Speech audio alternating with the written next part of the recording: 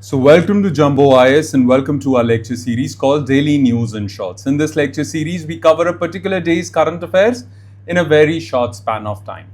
Now today's lecture is going to be short and crisp, okay, because there are not many news items that we have to discuss in today's lecture because today's newspapers were pretty light as far as news related to civil services is concerned, okay. So today's lecture is going to be short and crisp. So let's straight away dive into the lecture, okay? Without further introduction, let's straight away dive into the lecture. But first, we'll take a look at the list of topics, okay? So let's begin. So daily current affairs, 8th of September, Monday. And here is the topics list. Number one topic is inverted duty structure. There was an article in the Indian Express newspaper with respect to this. Now, the recent set of GST reforms, which we have earlier talked about, well, they have solved this problem of inverted duty structure partially, but not completely. But what is important for us to understand is what is this inverted duty structure and what problems does it create. So we'll talk about this. Then another article was published in Indian Express newspaper with respect to decline in foreign investment in India, foreign capital inflows in India. Despite the fact that India is one of the fastest growing economies of the world, foreign investors are not that interested in India. Their inflows in India have declined. So what are the reasons behind this phenomena? We'll talk about this.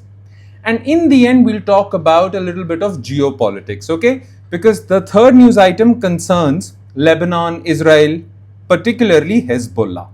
So why is there difficulty in disarming Hezbollah, a militia in Lebanon, okay, which is challenging Israel? So these are the three news items that we shall zero in our attention on. So let's start discussing them one by one, starting with topic number one, and that is inverted duty structure. Now, look, in the news it was written that these next generation of reforms, GST reforms, where the 4-slab GST structure has been converted into 2-slab GST structure, has solved a lot of problems related to inverted duty structure. But still, there are some areas where inverted duty structure still exists, okay? Now, it is pertinent for us to understand what is this inverted duty structure. Simply put, inverted duty structure is when raw materials are taxed higher than finished goods, okay? You all know that government levies GST or taxes on all goods purchased in market, okay? Whether they are imported, exported, or domestically procured from India, right? Government taxes everything. But when the tax on raw material is more than the finished goods, that is known as inverted duty structure, and that creates a lot of problems. So we'll talk about those problems, okay? So let's begin. So inverted duty structure. Now, let's suppose I'll explain this inverted duty structure with the help of an example. Let's suppose I am a bread manufacturer. I produce breads. Okay. Now to produce bread, I require some raw material, right? Now that raw material, there are many, but let's suppose there is only one raw material and that is wheat. Yes. So what I do is I purchase wheat of 60 rupees. Okay, I convert it into bread and sell it for 100 rupees. Simple, that happens everywhere. So I produce bread, I purchase wheat for 60 rupees and I sell the bread that I make from it for 100 rupees. So this 40 rupees, basically my profit of sorts, is the value added by me. Value, right? Value of converting this wheat into bread. So this 40 rupees is the value added by me. Yes, simple, you understand this very basic simple supply chain or value chain. So I purchase bread for 60 rupees, add 40 rupees of value in it, okay, by converting it into bread. My labor, my capital is put into it, and then I sell that piece of bread or loaf of bread for 100 rupees. Yes. Now government taxes everything, right? Government taxes wheat, government taxes bread as well.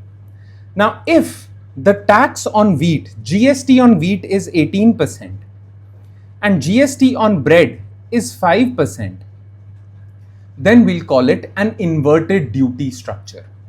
Because the thing is, the right thing to do is you should tax raw material at a lower rate and finished good at a higher rate. But if we do the opposite, then that is inverted duty structure, and there are many problems that come out of it. Okay, normal thing to do would have been that wheat should have been taxed at 5% and bread should have been taxed at least 18% or 5%. Okay, but not less than 5%. If bread is taxed lower than the tax on raw material, then that would amount for inverted duty structure. It is also known as, there is another name for inverted duty structure, and it is called inverted tax structure. One and the same thing. Make sense? Simple? Okay. So inverted duty structure. So what is it? Raw materials are taxed higher than finished goods. And that has been happening in India before GST. And after GST also, there were some goods that had inverted duty structure. Now another example for inverted duty structure is if textile fabric attracts 12% GST, but the finished garment attracts only 5% GST. This creates an inverted duty structure. Yes?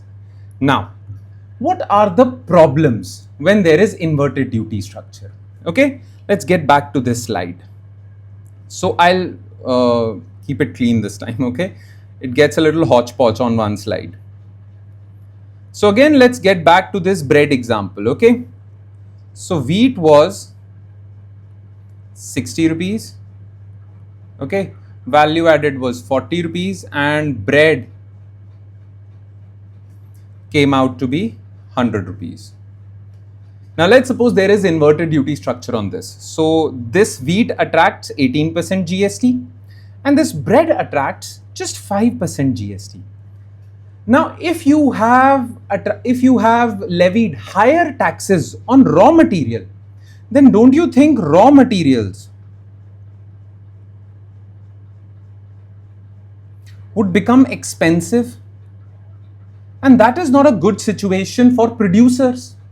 Yes, for manufacturer, for a bread manufacturer or any manufacturer, if raw materials are expensive, their margins reduce. That is a bad situation for them, right? Okay. So raw materials are expensive. By the way, lower duty on bread makes bread a little cheap because there is lower GST on this. Okay? Yes? Now, don't you think this is problematic? I'll tell you how. Most of the raw materials are imported from abroad. Okay? Many raw materials, many manufacturers of ours, they import raw material from abroad.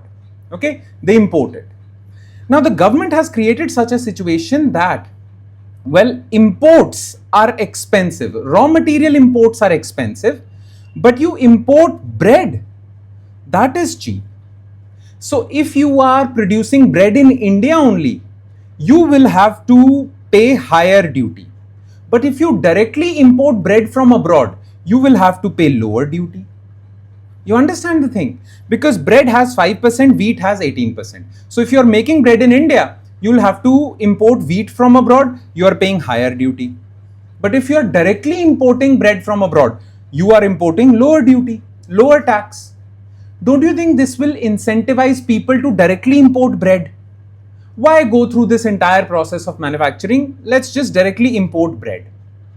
Don't you think this will incentivize imports? Now, bread imports would increase and domestic manufacturing of bread would decline. Yes, manufacturers in India or people in India would feel, let's buy imported bread because Indian bread is expensive. Yes, and manufacturers would be less incentivized to produce bread in India because raw material is that expensive.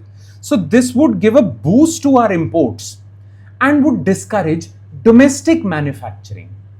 Factories would shut down, jobs would be lost. This is a bad situation. Yes, makes sense. So this is the biggest disadvantage. It leads to more import dependence and import surge. More imports increase. And imports are not that good. Okay, if you import a lot, if your economy is too much dependent on imports, that's not good for your economy. Yes? Plus, let's suppose this bread manufacturer, after selling his bread in India, used to also export.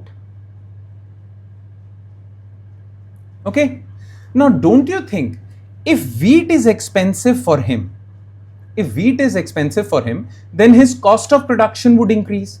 If his cost of production would increase, he would have to increase the final price of bread so as to save his profit margins. Otherwise, his profit margins would reduce. So his cost of production increases. So to save himself his profit, he has to increase the price of bread. Now, if he is selling expensive bread abroad in other countries, who would buy expensive bread from India? People buy from India because India exports cheap products. Yes, less expensive products. But if he's exporting expensive bread, well, that would reduce our export competitiveness. So global competitiveness declines. And this is just one small example of bread. There are other things as well. So this inverted tax structure and inverted duty structure increases our imports and reduces our export competitiveness. Make sense, right? Now, there are some other set of problems also that domestic manufacturers face when they encounter inverted duty structure. What are the problems faced by Indian manufacturers? Okay, problems for domestic manufacturers. First of all, we have discussed this higher production costs, right? Production costs increases. Now, I'll tell you one more thing. Okay, the thing is that before GST, during pre-GST times, well, these manufacturers had to pay a lot of tax on their raw materials. But after GST, government did one good thing. And what was that good thing? Well, the tax paid on raw material, okay, tax on raw material will be refunded to these manufacturers. So they pay tax on raw material that would be refunded to them under this new GST regime. Clear? Makes sense? Now this refund is known as input tax credit. Clear? But the problem is that there are so many delays in the refund process. Now, whenever there are delays, in case of large manufacturers, they can take it because they already have a lot of money, so they can sustain themselves. But small manufacturers are already cash strapped.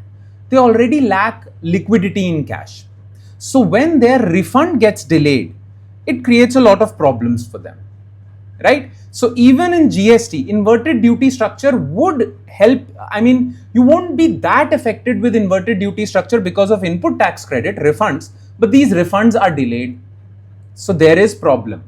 Clear? Working capital issues are created. Make sense? Nonetheless, there are higher production costs, then competitive disadvantage, global competitiveness, export competitiveness gets declined. In fact, domestic competitiveness also gets declined. Okay? Because Indian bread would be more expensive than foreign bread. So you are outcompeted by foreign bread manufacturers in India as well. Yes? Then working capital backlogs. Working capital, the money, cash that these small manufacturers have. Because of delays in input tax credit refunds, there is this. And distortion in production costs. Because, well, it becomes difficult for these manufacturers to calculate the right price of their product. Because inputs are expensive, raw materials are expensive, but if they increase their final good price too much, people won't buy it. So it becomes very difficult for them to plan for the right price, which the consumers would be ready to buy at. So this creates problems for them. Now through this new GST 2.0, we have rectified a lot of inverted duty structure problems. But nonetheless, these problems still exist in some areas. So the government would rectify them later. Let's see what happens. All right? Okay. Now let's quickly shift our focus to next news item, and that is decline in foreign capital inflows. Okay. Now, the thing is, well, to understand foreign capital inflows and all these things, you need to understand one key aspect from your economics syllabus, and that is called balance of payment. Okay. So we'll talk about balance of payment first. Okay, and then I'll explain to you this entire topic, that why foreign investors are not investing that much in India, despite the fact that India is one of the fastest growing economies in the world. When your country is one of the fastest growing economies in the world, Well, foreign investors are jittery to invest in your country. They want to invest in your country because they want to earn profits from this growing economy. But why is this not happening with India? Okay, so let's talk about this. So decline in foreign capital inflows. Now, to understand why there is a decline, you need to understand one key concept that is always discussed in economics. Whenever you will cover economics, well, you'll study this topic called balance of payment. So let's quickly brush up. For those who have already covered economics, let's quickly revise. And for those who haven't studied economics, well, study it fast. But I'll try to simplify this as much as possible. Okay? So listen to me carefully then. So what is balance of payment? Basically, India does a lot of economic transactions with the rest of the world, right? So we import a lot from the rest of the world, we export them, we take investments from them, we take loans from them, we give investments to other countries, we give loans to other countries. All these things are economic transactions. Now, all these economic transactions conducted by India and Indians, that includes both Indian government and private citizens, Indians with the rest of the world, are noted down in this sheet of paper. Let's call it a sheet of paper that is called balance of payment. Okay, now this is maintained by RBI. Clear? Now this balance of payment is divided into two parts. Okay, hear me out carefully. Current account, capital account. Okay, first let's talk about current account. Now, current account is further subdivided into two parts. Trade balance and invisibles balance. Okay. Now, whenever India imports goods, okay, whenever India imports goods from abroad, it is written in trade balance with a negative sign. Okay, let's suppose India imported $40 billion worth of goods. So it will be written minus $40 billion. Make sense? Right? So whenever you import something, it is listed in this trade account with a negative sign. Why negative sign? Because when you buy from abroad, you are giving money to that foreign country. There is net outflow of money out from your country. Money is going out from your country. So minus. When you export something, then money is coming from a foreign country into India. So exports are written with a plus sign. Okay, makes sense? Remember, we are only talking about trade in goods only, not services. Okay, so all import and export of goods is written in trade account. Simple? Yes. Now, if we import a lot, if this minus sign is heavy than exports plus sign, we say we are running a trade deficit. And if exports are more than imports, then we say we are running a trade surplus. Simple? Now, what about services? We also import and export services. This import and export of services is written in invisibles. So when we import services, minus sign. When we export services, plus sign. Clear? Remember this. Plus, there are many Indians who are working abroad, right? When they earn some money, they send that money back home to India, to their relatives. Those are known as remittances. These remittances are also listed in invisibles balance. And the remittances coming to India, plus sign. And foreigners working in India who are sending money back home, back to USA or England, that will come with negative sign. Clear? Now, in the overall current account, if plus sign is heavy, then we say India is running a current account surplus. If minus sign is heavy, then we say we are running a current account deficit. We generally run a current account deficit. Simple? Okay? So, most of the times, our trade deficit gets compensated by invisible surplus. Okay? Most of the time. But we run a current account deficit. Clear? Now, this is current account. Let's quickly, because we don't have much time in current affairs lecture, so I am going to be quick, but I'll try to simplify this as much as possible. Okay. Now let's talk about capital account. In capital account, there are foreign investments, borrowings. Okay, borrowings, let's call them commercial borrowings, external commercial borrowings. Then we are provided external assistance by World Bank, okay, World Bank and many other, like World Bank provides us, IMF provides us. So these borrowings are written in external assistance. The commercial borrowings are external commercial borrowings. And NRI deposits. NRIs of India deposit money in bank accounts. These are part of capital account. Now when money is coming into India, when foreign investors are investing into India, money is coming into India, plus sign. When foreign investors are going out of India, minus sign. Okay, so overall capital account surplus, capital account deficit. Clear? Now add current account and capital account. When there is overall surplus in balance of payment, we call it balance of payment surplus. When overall there is balance of payment deficit, we call it balance of payment deficit, right? And remember one more thing. Whenever balance of payment is in surplus, your rupee vis-a-vis dollar strengthens. $1 is currently 88 rupees. If it is strengthening, it will become 80, 70, 60 rupees. That is strengthening. But if there is balance of payment deficit, then your rupee weakens. So it is good for India to have balance of payment surplus that would strengthen our rupee. You understand all of this? Clear? Okay. I have been very quick because I think most of you have covered economics. For those who haven't, well, cover it in 30 days in our course, okay, economics course.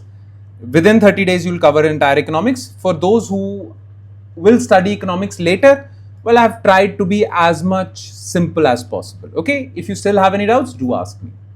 Clear? Now, the entire capital account, okay, money coming from the capital account, the entire, we are not talking about current account, the entire capital account. These are known as foreign capital inflows. Okay, and the money going out in capital account, minus sign, foreign capital outflows. Okay, now the biggest component of foreign capital flows is foreign investment. Okay, foreign investment is the biggest component. Now, foreign investment is also of two types: foreign direct investment, foreign portfolio investment. Foreign direct investment is that investment when a foreign investor wants to do business in India.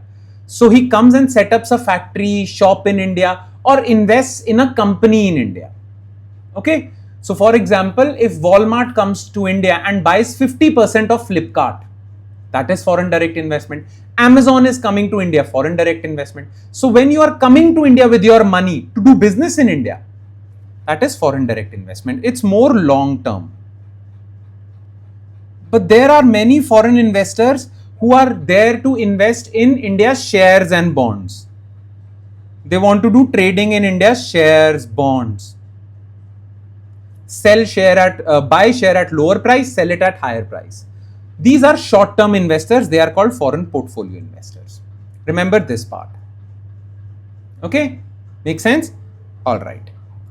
Now, well, this news article talked about foreign capital paradox. You see, the thing is that foreign inflows increase when your economy's GDP growth prospects are high. When your economy is booming, foreign investors start investing money because they see profit in that. But when your economy is declining, foreign investors get out of your country. Yes, but currently we are seeing this paradox. And what is this paradox? Well, this paradox says that India is one of the fastest growing economies in the world, right? It is better than many economies as far as GDP growth is concerned. Yet, there are net outflows of foreign investors rather than inflows in the past 3-4 years. Foreign investors have in net terms gotten out of India rather than coming into India. This is a paradoxical situation. So what are the reasons or factors behind this? Okay, so reasons. First of all, well, many foreign investors invested in India 5 or 10 years ago. They invested in India for profit. Okay, so a lot of foreign investment came to India 5 or 10 years ago. They invested in India. When they invested in India, their assets became expensive. Now they are selling those assets. For example, when you invest in property, let's suppose you buy a piece of land for 1 crore. As soon as it will touch 5 crore, you will sell it and gain 4 crore profit. Yes, similarly, these investors also work that way. So currently, assets in India are very expensive. So these foreign investors are cashing out. So the old investors see this as an opportunity. Okay, they see that the price at which they bought these financial assets, well, that was low. Now these prices have reached a high. Okay, now these assets have become expensive. It's good to sell them at this high price, okay, and get out of the country. Before they become low again, let's cash out. That's what foreign investors are thinking right now. So past investors are cashing out. That's why you see more outflows than inflows. Okay. Then the thing is that Indian investors are more excited about these assets than foreign investors. Indian investors are ready to buy these assets at higher price also. Look, hear me out carefully. Whenever you want to invest in property, what do you think? What is your logic? Your logic is buy low, sell high. So when property prices are very low, you try to buy as much as possible. And when they become high, you sell it. Yes, that's what foreign investors were thinking. And they did that. Now property or asset prices have reached a high. Okay, foreign investors want to sell it. But who would buy this property at such a high price? There should be buyers, right? There are buyers, and those buyers are Indian investors, because Indian investors are thinking that the property prices will go even further up. So these foreign investors are finding readily available Indian investors. So they are selling this high price assets to Indian investors and going out. So Indian investments, domestic investments have increased, foreign investments have come down because of enthusiasm of domestic investments. And why foreign investors are cashing out? Because there is high market valuations. Okay, no new investor is coming. Why? Because I told you that when property prices are high, people don't invest in that property, right? Currently, Indian financial assets are very high market valuations.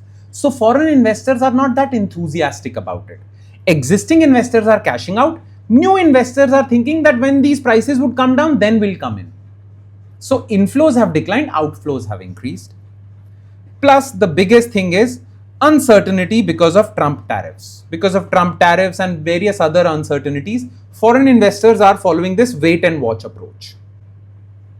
Okay, very simple, right? So these are the reasons. All right. Now let's quickly shift our focus to third news item, and that is challenge in disarming Hezbollah. Okay. Now listen to me carefully. The thing is, I'll give you a brief background. The thing is, Hezbollah is a militia, is a militant group, okay, which operates from Lebanon. Okay. Mostly it is dominated by Shia Muslims. So it is a Shia militia, and it is supported by Iran in Lebanon. Now the objective of Hezbollah is to counter Israel. It was formed to counter Israel. Clear? Now Israel categorizes it as a terrorist group, and Iran categorizes it as a resistance group, and Iran supplies it with all the weapons and everything. Clear? Training, weapons, everything. Now Hezbollah over the years became so powerful in Lebanon. It is based out of South Lebanon. It became so powerful that it is even powerful than Lebanese military. Okay? And many people all over the world in Middle East think that Hezbollah has what it takes to challenge Israeli military. Though that belief has been shattered because recently Israel almost dismantled Hezbollah. They killed their top leader and they destroyed most of their weapons also. Israel dismantled Hezbollah. Yet Hezbollah has refused to die down. It has weakened, but it has refused to die down. Now, what are the challenges in basically completely demolishing or disarming Hezbollah? For that, you need to understand a bit of history of Lebanon as well as Hezbollah. Okay? So let's talk about this. So Hezbollah basically translates into Arabic for party of God. Okay? It is a Shia militia and also a political party in Lebanon. It fights elections. Now, you know, Israel invaded Lebanon in 1980 from 1982 to 2000. So as a resistance group, Hezbollah was formed to resist against Israel. Clear? Israel. Now the thing is that when Israel invaded Lebanon, they almost dismantled Lebanese military. There are various agreements also where they force them to dismantle. So Lebanese military weakened, but Hezbollah gained strength because of support from Iran. Plus, because it is a political party as well, it fights elections. It is also a dominant political force. Now, one thing you need to understand about Lebanon. Now, Lebanon is a mix of ethnicities. Okay, there are Christians in Lebanon, quite a lot of Christians. There are Sunnis in Lebanon. There are Shias in Lebanon. Right? Now the thing is that what would be the political setup so that each of them are satisfied? Well, the Lebanese constitution came out with an innovation. Under the Lebanese constitution, the president shall always be Christian. The prime minister shall always be Sunni Muslim, and the speaker of the house shall always be Shia. So this is the arrangement they came out with. Okay. Now, naturally speaking, Hezbollah is popular among Shias. But over the years, the sentiment against Israel was so great, people hated Israel so much, that even the Sunnis and Christians started supporting Hezbollah. Okay. And Hezbollah has influence over the choice of president or prime minister, even though they come from Christian and Sunni ethnicities. Hezbollah became a dominant force politically. Hezbollah became a military force because of support from Iran. Okay, but recently, after the war in Gaza, well, Hezbollah was completely dismantled. Okay, but they have refused to die down because of Israel's actions against Gazans. Well, Israel has become extremely unpopular. And Hezbollah has been going to villages of Lebanon telling people that we are the only ones who are resisting against Israel. Everyone else has backed out. So what it is losing out in military support or military might, it is gaining in ideological might. Ideologically, more and more people are supporting Hezbollah. So it is losing militarily, but it is gaining support ideologically. Organizations like these, well, they never die out if they have ideological support of the people. By the way, more details are in your notes. I hope I was able to make you understand this complicated conflict in a simple language. Okay? And that would be all. With that, we conclude today's session.